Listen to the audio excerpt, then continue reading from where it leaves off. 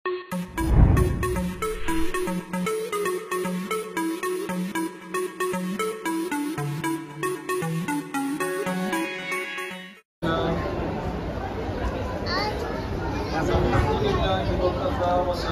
على عباده الذين اصطفى أما بعد. قال الله تبارك وتعالى في القرآن المجيد والفرقان الحكيم: أعوذ بالله من الشيطان الرجيم. بسم الله الرحمن الرحيم. فمن كان يرجو لقاء ربه فليعمل عملا صالحا ولا يشرك بعبادة ربه أحدا.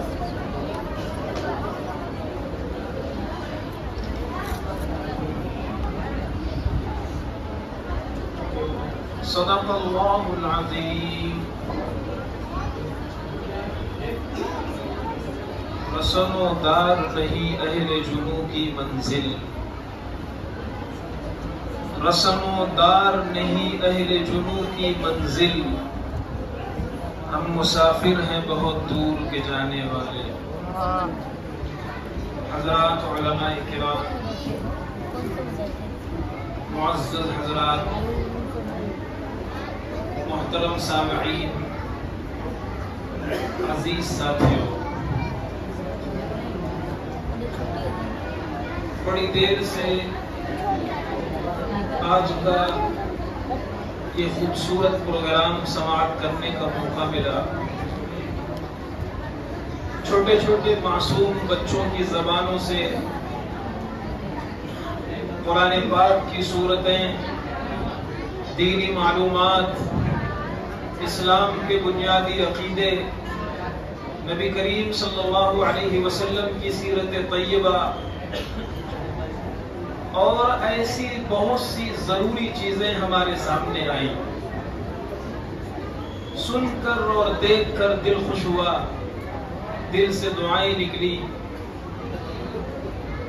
میں اپنی طرف سے ان تمام حضرات ذمہ داران کو اور اس ادارے کی باغ ڈور سنبھال کر اس کو ترقی کی راہ پر لے جانے کے لیے جن جن حضرات کا کسی بھی اعتبار سے اس میں تعاون ہے، اساتذہ ہوں، ذمہ داران ہوں، میں ان سب کو دل کی گہرائیوں سے مبارکباد دیتا ہوں۔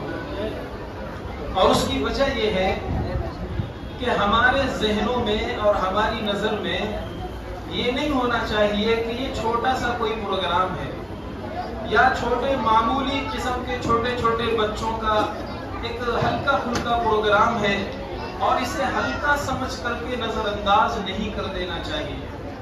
اس کی وجہ یہ ہے کہ اسلام نام ہے دو چیزوں کے مجموعے کا۔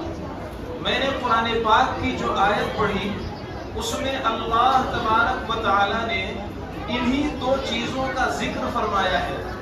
اس کا خلاصہ یہ ہے کہ ایک مسلمان کے لیے، اللہ کی نظر میں کامیاب مسلمان کے لیے، اللہ کی نگاہ میں جنت کا مستحق مسلمان ہونے کے لیے یہ ضروری ہے کہ اس کا عقیدہ بھی صحیح ہو اور اس کا عمل بھی صحیح ہو۔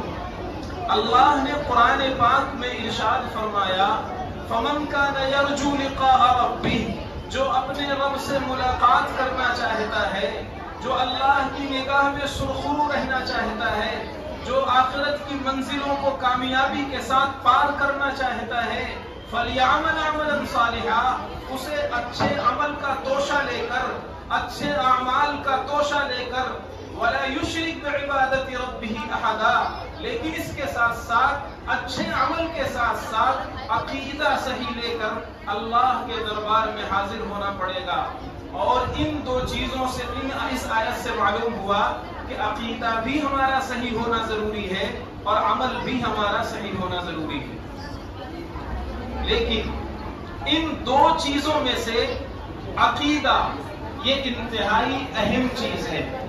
آپ اسے یوں سمجھ لیجئے کہ ایک درخت ہے، درخت کی ایک جڑ ہوتی ہے اور ایک درخت کی شاخیں ہیں۔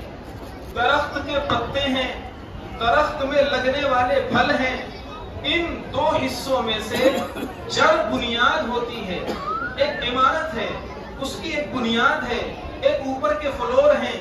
ہر شخص یہ سمجھتا ہے اور ہر عقل مند اس بات کو جانتا ہے کہ اس درخت کی جڑ کا جو مقام ہے شاخوں اور پتوں اور پھلوں کا وہ مقام نہیں ہے۔ اس عمارت کی بنیاد کا جو مقام ہے، اوپر کے پلر، اوپر کے مکانات، اوپر کے گھروں کا وہ مقام نہیں ہے۔ اگر بنیاد ختم ہو گئی، عمارت اپنا وجود نہیں رکھ پائے گی۔ اگر جڑ ختم ہو گئی، شاخوں کا اپنا وجود نہیں رہ پائے گا، پھل اپنے وجود کے محتاج ہو جائیں گے، درخت ختم ہو جائے گا، درخت کا وجود ختم ہو جائے گا۔ معلوم کیا ہوا؟ معلوم یہ ہوا کہ اعمال اور عقیدہ، ان دونوں میں سے بھی اہم چیز ہے عقیدہ، اور صحیح عقیدہ رکھنا، صحیح عقیدہ اپنے بچوں کو سکھانا، یہ ہر مسلمان کا فرض ہے اور ہر مسلمان کی ذمہ داری ہے۔ اور اللہ کے نبی صلی اللہ علیہ وسلم نے اس چیز کو کتنا زیادہ اہمیت دی ہے۔ اللہ کے پیغمبر صلی اللہ علیہ وسلم ایک فنکشن میں گئے، شادی کی تقریب تھی، چھوٹی چھوٹی بچیاں خوشی منا رہی تھیں۔ اس خوشی منانے میں جب اللہ کے پیغمبر صلی اللہ علیہ وسلم تشریف لے گئے تو عرب کی بچیاں برجستہ اشعار کہتی تھیں۔ ان اشعار میں ایک بچی نے ایک ایسا شعر پڑھ دیا جو شعر اپنے معنی کے اعتبار سے صحیح ہو سکتا تھا، لیکن اس میں کسی طرح سے عقیدہ بگڑ سکتا تھا۔ بچی نے شعر پڑھا، وَفِينَا نَبِيٌّ يَعْلَمُ مَا فِي غَدِي، اب ہمارے درمیان ایسے پیغمبر آ گئے ہیں، ہمارے درمیان ایسے نبی جلوہ افروز ہو گئے ہیں، ہمارے درمیان ایسی ہستی تشریف فرما ہے، یعلم ما فی غدی، جو مستقبل کی باتیں جانتے ہیں، جو فیوچر کی باتیں جانتے ہیں، آئندہ کے واقعات جانتے ہیں۔ اللہ کے پیغمبر صلی اللہ علیہ وسلم نے بچی کا یہ شعر سنا اور فرمایا اسکتی عن ہذہ وقولی ما کنت تقولین قبلا، بچی یہ شعر مت پڑھو، اس سے پہلے جو تم اشعار پڑھ رہی تھی صرف وہی شعر پڑھو، اس لیے کہ اس شعر میں عقیدہ غلط ہو سکتا تھا یا غلط عقیدے کا غلط میسج جا سکتا تھا۔ معلوم کیا ہوا؟ معلوم یہ ہوا کہ عقیدے پر انبیاء کرام نے، صحابہ کرام نے بڑی کڑی نگاہ رکھی ہے۔ ابو داؤد شریف کی ایک حدیث ہے، ایک صحابی آئے، انہوں نے کہا یا رسول اللہ، میں نے حالت جاہلیت میں ایک منت مانی تھی۔ بوانا ایک جگہ ہے، وہ ایک میدان ہے، میں نے منت مانی تھی کہ ایک جانور کو میں اس میدان میں قربان کروں گا۔ اللہ کے پیغمبر صلی اللہ علیہ وسلم سے مسئلہ پوچھ رہے ہیں، نبی نے فوراً اجازت نہیں دی کہ قربانی تو ایک اچھی چیز ہے، اللہ کے لیے قربان کرنا ثواب ہے، سنت ابراہیمی ہے، نہیں، اللہ کے پیغمبر صلی اللہ علیہ وسلم نے ان سے فوراً سوال کیا۔ سوال یہ کیا، کیا اس وادی میں، اس گھاٹی میں، اس میدان میں کوئی بت تو نہیں ہے جس کے نام پر قربانی کی جاتی ہو؟ پہلا سوال۔ انہوں نے کہا یا رسول اللہ کوئی بت نہیں ہے۔ اللہ کے نبی صلی اللہ علیہ وسلم نے دوسرا سوال کیا، کیا جاہلیت کی کوئی رسم تو نہیں ہے کہ زمانے جاہلیت میں بطور رسم کے لوگ اس میدان میں قربانی کرتے ہوں اور تم نے اسی رسم کو دیکھ کر کے منت مان لی ہو؟ انہوں نے کہا یا رسول اللہ یہ بات بھی نہیں ہے۔ پھر نبی پاک نے فرمایا اوفی بنذرک، اب اپنی منت پوری کر سکتے ہو، اس لیے کہ اب عقیدہ خراب کرنے والی کوئی چیز نہیں ہے۔ معلوم یہ ہوا کہ اللہ کے نبی صلی اللہ علیہ وسلم نے عقیدہ بچانے کے لیے بہت زور دیا ہے۔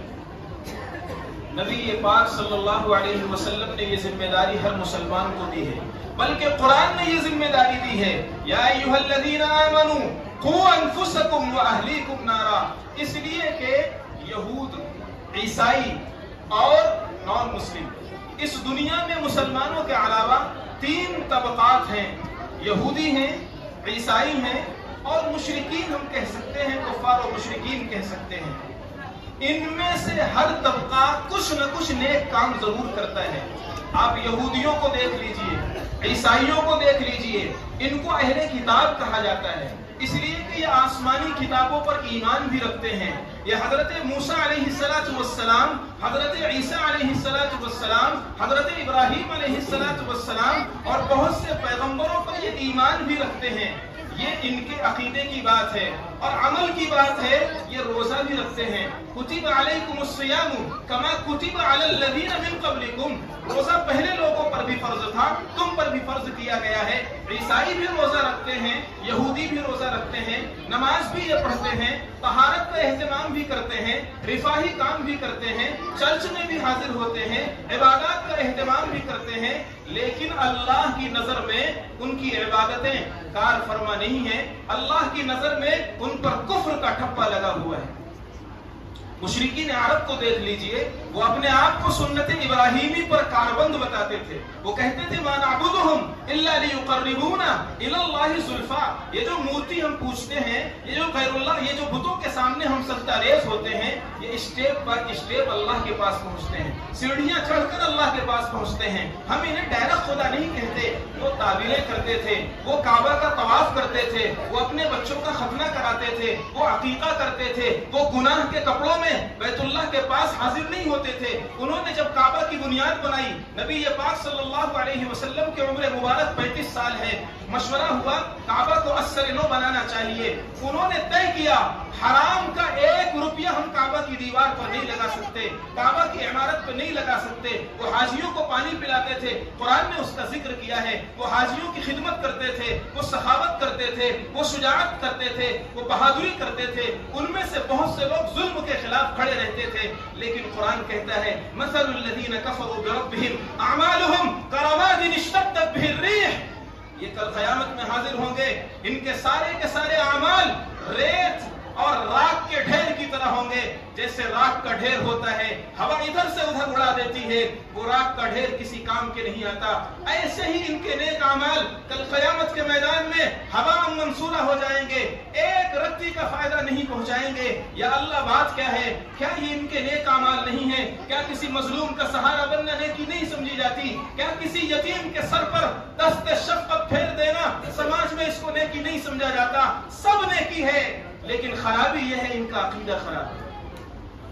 نیکی بہت ہے، یہ سب نیکی سمجھا جاتا ہے، یہ سب اچھا سمجھا جاتا ہے، لیکن یہودیوں کا عقیدہ صحیح نہیں. افتؤمنون ببعض الکتاب وتکفرون ببعض. خدا کی بعض باتوں پر ایمان لاتے ہو، بعض کا انکار کرتے ہو. ایک بھی عقیدہ اگر خراب ہو گیا، زندگی بھر آدمی سجدے میں پڑا رہے گا. اللہ کی نظر میں اس کی سجدے کی اہمیت نہیں. معلوم کیا ہوا؟ معلوم یہ ہوا کہ عقیدہ اتنا اہم ہے، اتنا ضروری ہے، اور صحیح عقیدے پر ایمان اتنا بنیادی چیز ہے جس کا تصور بھی نہیں کیا جا سکتا. ہر مسلمان کی یہ ذمہ داری تھی کہ وہ خود بھی صحیح عقیدے پر گامزن رہے اور اپنے بچوں کو بھی صحیح عقیدہ بتلائے. لیکن ظاہر سی بات ہے، زمانہ گزرتا گیا، صدیاں بدلتی گئیں، وقت اور حالات بدلتے گئے. اب پیرنٹس کو، ماں باپ کو بھی بنیادی عقیدے پتہ نہیں ہے. اب ماں باپ کو جب نہیں پتا، وہ اپنے بچوں کو کیسے تعلیم دے سکتے تھے؟ قرآن کہتا ہے وَرَتِّلِ الْقُرْآنَ تَرْتِيلًا. قرآن کو صحیح پڑھنا ماں باپ کی ذمہ داری تھی، اور صحیح پڑھانا اپنے بچوں کا یہ بھی ماں باپ کی ذمہ داری تھی. لیکن اب بیچارے ماں باپ یہ خود قرآن صحیح نہیں پڑھ سکتے، یہ اپنے بچوں کو کیا صحیح پڑھائیں گے؟ اخلاق و کردار کا خود بھی سنوار کے رکھنا اور اپنے بچوں کو صحیح تعلیم دینا، یہ ماں باپ کی ذمہ داری تھی.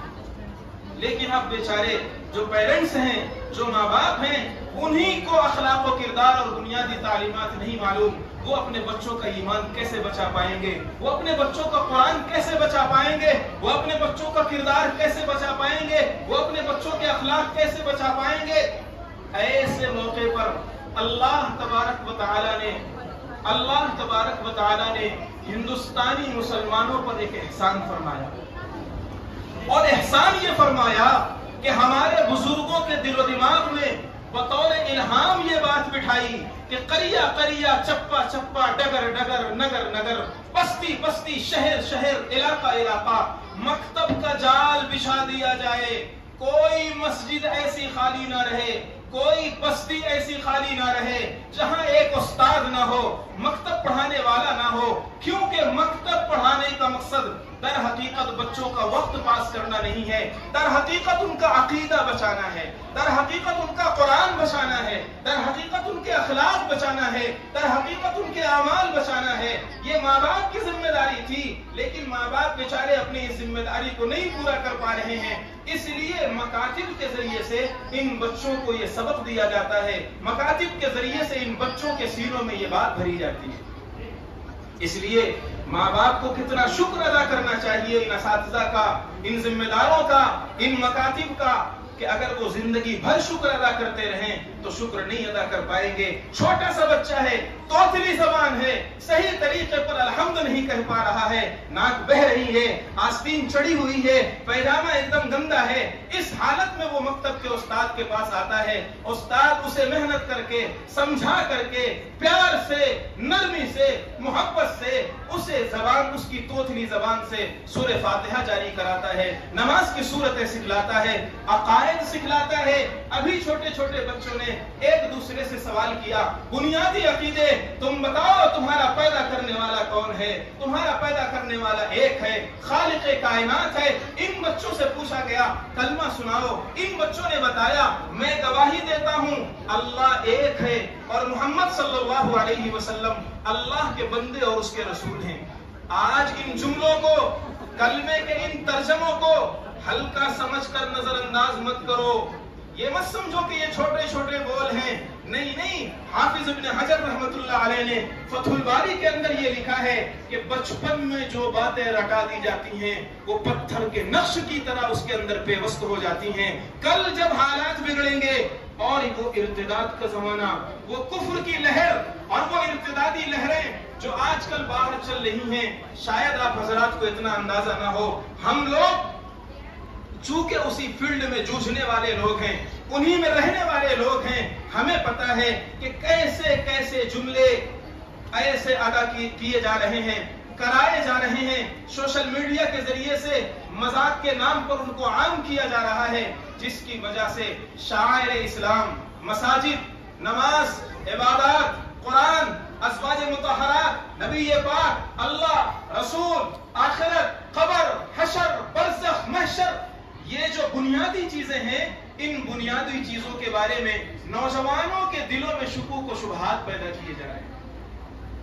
جب شک پیدا ہوتا ہے تو ہی زبان سے ایسے جملے نکلتے ہیں، جب دل میں بے وقاتی پیدا ہوتی ہے تبھی زبان سے ایسے جملے نکلتے ہیں۔ لیکن ان مکتب میں چھوٹے چھوٹے نونہالوں کے دلوں میں یہی عظمت بٹھائی جاتی ہے، اے بچے تو نورانی قاعدہ لے کر کے آ رہا ہے، لیکن جب اسے لے کر کے آنا، اپنے سینے سے قرآن لگا کر کے آنا، گھر سے جب آئے تو اپنے سینے سے قرآن لگا ہوا ہو، استاد کے سامنے جب قرآن کھولے انتہائی ادب و احترام کے ساتھ قرآن کو کھولے، باوضو کرایا جاتا ہے، وضو سکھلایا جاتا ہے، یہ اللہ کا قرآن ہے، لا یمسہ الا المطہرون، پاک مخلوق لے کر کے آسمان سے نبی پاک صلی اللہ علیہ وسلم کے قلب پر اس کو اتارا گیا ہے۔ ناپاک آدمی، بے وضو آدمی اس کو ہاتھ نہیں لگا سکتا، اس کا احترام سکھلایا جاتا ہے، نبی کا ذکر آتا ہے، چھوٹے چھوٹے بچوں کو سکھلایا جاتا ہے، صلی اللہ علیہ وسلم کہو، درود پاک پڑھو، نبی کا تذکرہ آیا، ازواج مطہرات کا ذکر آتا ہے، صحابہ کا تذکرہ آتا ہے، احترام سے گردنیں جھک جاتی ہیں۔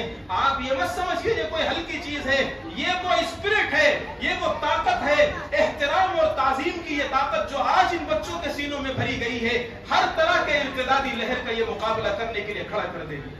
کل جب یہ بڑے ہوں گے اور کوئی کمنٹ کرے گا ازواج مطہرات پر، کوئی منفی تبصرہ کرے گا نبی پاک پر، کوئی غلط پروپیگنڈا کرے گا کسی مقدس شخصیت پر، ان کے اندر کی وہ تعظیم جگ جائے گی اور مکتب کا وہ درس انہیں یاد آ جائے گا، میرے استاد نے مجھے پڑھایا تھا، میرے استاد نے مجھے یہ بتایا تھا، میرے استاد نے مجھے یہ سکھایا تھا۔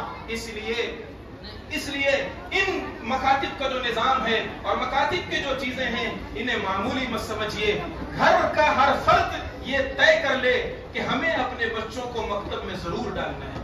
مکتب میں کیا پڑھایا جاتا ہے، میں ایک بات بتا کر بات ختم کروں گا، وقت پورا ہو رہا ہے۔ کیا مکتب میں پڑھایا جاتا ہے اور یہ کیوں پڑھایا جاتا ہے؟ حضرت انس رضی اللہ تعالی عنہ نبی پاک صلی اللہ علیہ وسلم کے چہیتے خادم ہیں، 10 سال تک انہوں نے نبی پاک صلی اللہ علیہ وسلم کی خدمت کی، ایک روایت میں 8 سال کا تذکرہ ہے۔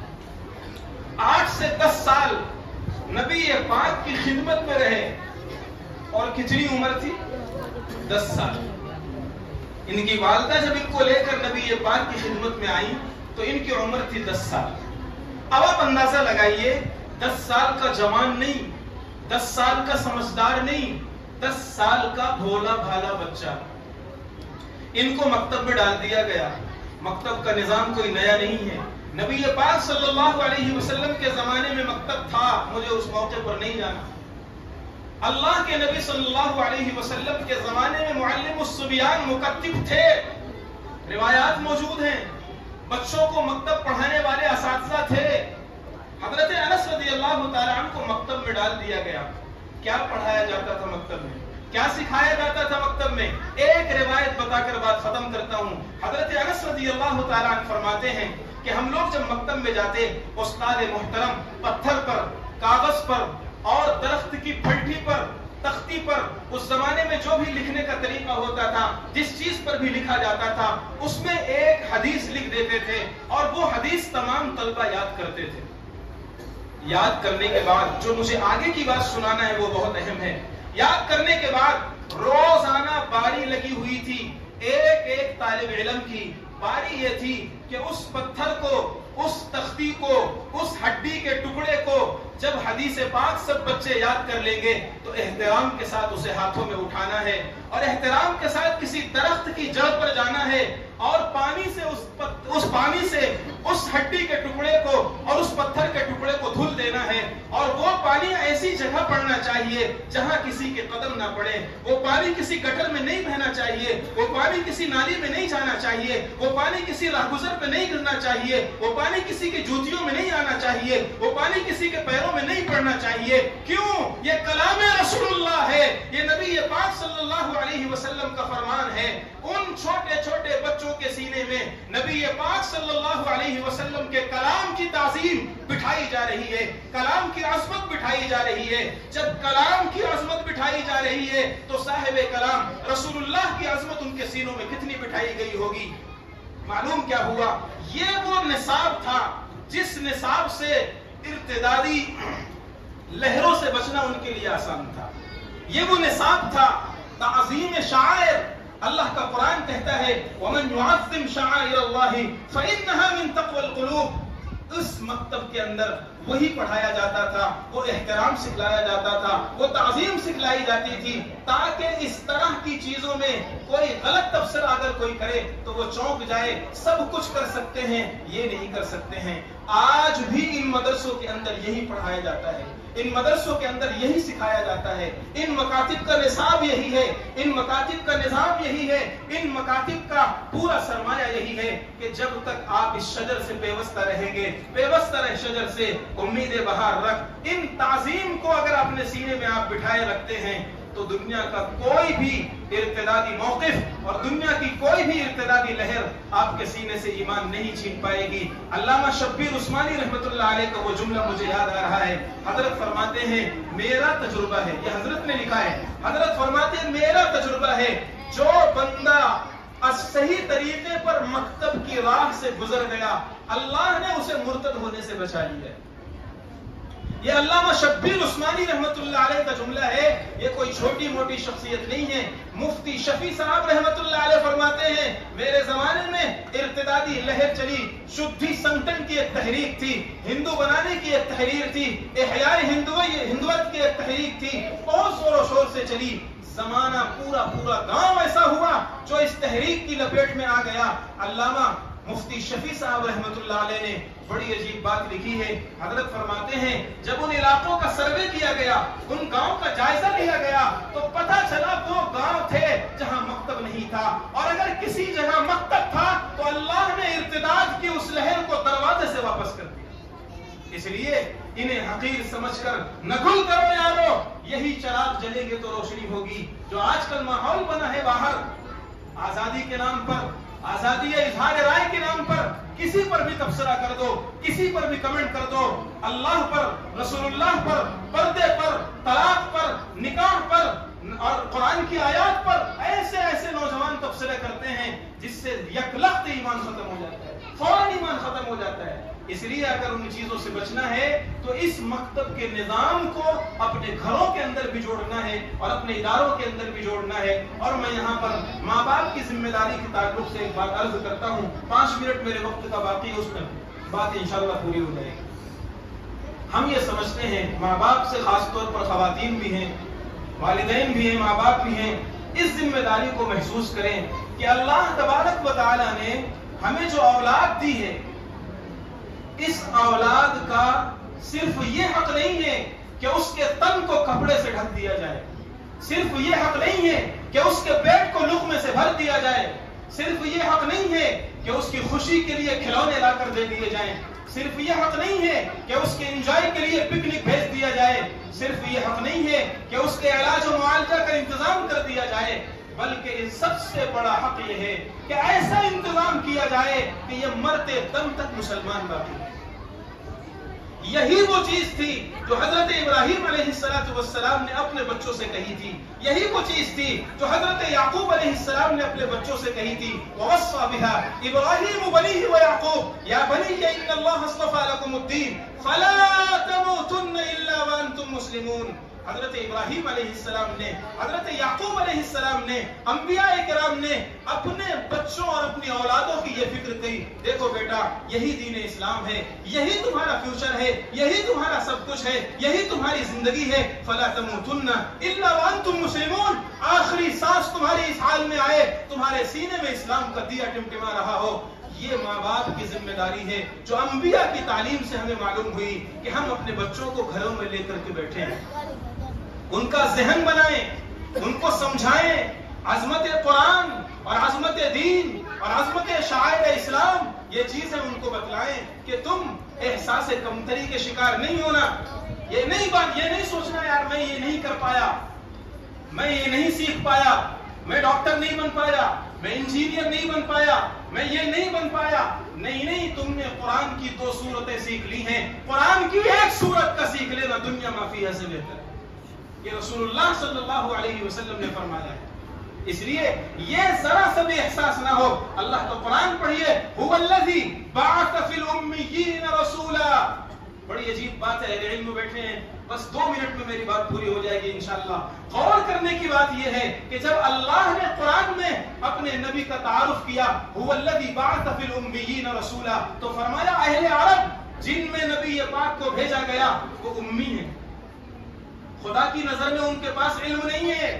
حالانکہ اہل علم بیٹھے ہیں، ان میں حکیم بھی تھے، ان میں ڈاکٹر بھی تھے، ان میں گھر بنانے والے بھی تھے، ان میں جانوروں کی بہترین تربیت کرنے والے بھی تھے، ان میں برجستہ شعر کہنے والے بھی تھے، ان میں اعلیٰ درجے کے خطیب بھی تھے، ان میں بہترین زبان کے جاننے والے تھے، ان میں اعلیٰ درجے کے فصیح و بلیغ تھے، سب کچھ تھا.